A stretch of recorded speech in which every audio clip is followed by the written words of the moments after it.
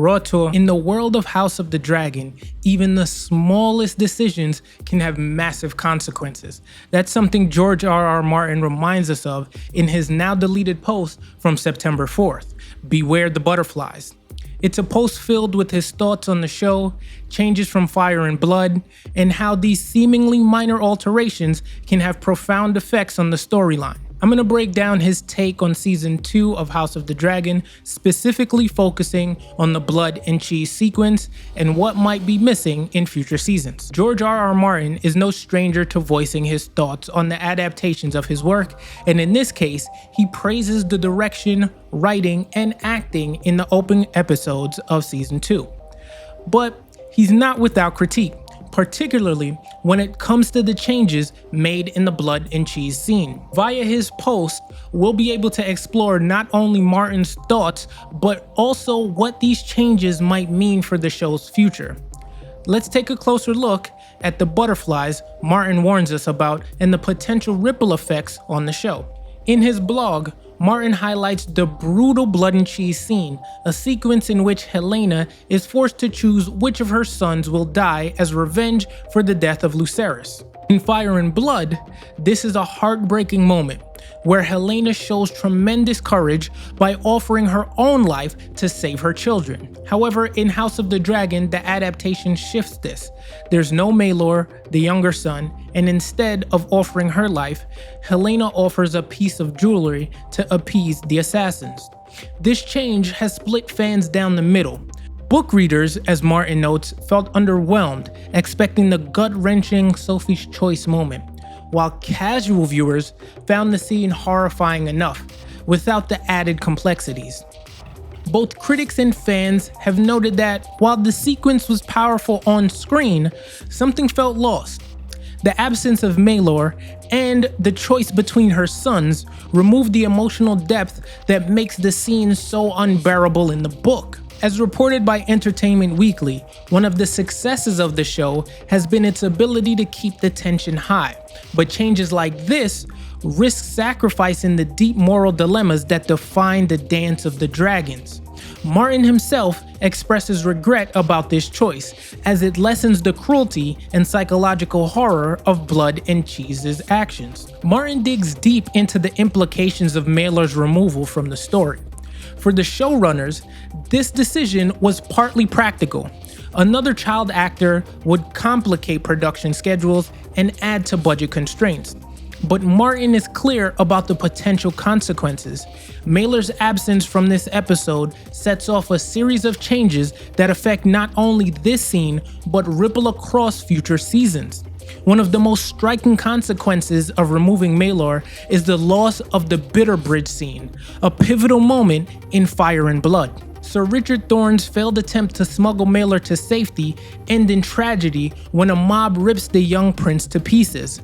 This gut-wrenching moment sets off a chain of events leading to Queen Helena's eventual suicide, which in turn sparks riots in King's Landing. Martin's concern about the butterfly effect is more than just nostalgia for what's in the book. As noted by Collider, the interconnected events in Fire and Blood contribute to the carefully woven story that makes the world of Westeros feel alive and dangerous.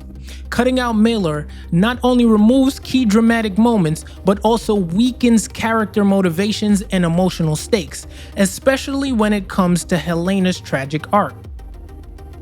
If the show doesn't find a way to address this, fans could be left with a plot that feels disjointed and less compelling. Another issue that Martin raises is how these changes might undercut Queen Helena's character development. In Fire and Blood, the death of Maelor, whom she reluctantly chose to die in the blood and cheese sequence, drives her to madness and ultimately to her death. The personal guilt and grief over Maelor's death are central to her decision to take her own life. In the show, with Maelor out of the picture, Helena's suicide will likely feel more abrupt, lacking the triggering event that makes her descent into despair so heartbreaking. Screen Rant pointed out in their analysis of the first season that House of the Dragon has done a masterful job of showing complex, nuanced characters, and Helaena is no exception. However, by removing Maelor, the depth of her sorrow and her eventual suicide risk feeling less justified. Audiences who don't know the books may feel as though Helena's tragic end comes out of nowhere. To maintain the emotional weight of Helena's arc, the show will need to find new ways to illustrate her downward spiral, or risk leaving a gap in the emotional score of the series. One thing that Martin is clear about is that the budget constraints are playing a big role in some of these changes. Removing Maelor was, in part, a financial decision. According to Martin, the budget for House of the Dragon was already tight, and adding another young child to the cast would have only complicated production. Budget constraints are nothing new in high-concept fantasy series. However, this issue could have more far-reaching implications for future seasons. If more of these butterflies start to pile up, the show risks losing its narrative complexity in favor of streamlining production. As reported by Hollywood Reporter, House of the Dragon faced rising costs in its first season, with some estimates putting the price over $20 million per episode. These budgetary constraints explain why some plotlines like Maelor's might get cut, but at what cost? Simplifying the story might make production easier, but it risks alienating fans who crave the intricate storytelling that made both Game of Thrones and Fire and Blood so beloved. George R.R. Martin's reflection on the changes in House of the Dragon give us a glimpse into the delicate balancing act that showrunners are facing. While some changes are understandable from a production standpoint, others might have larger, unintended consequences, just like the butterfly effect he warns us about.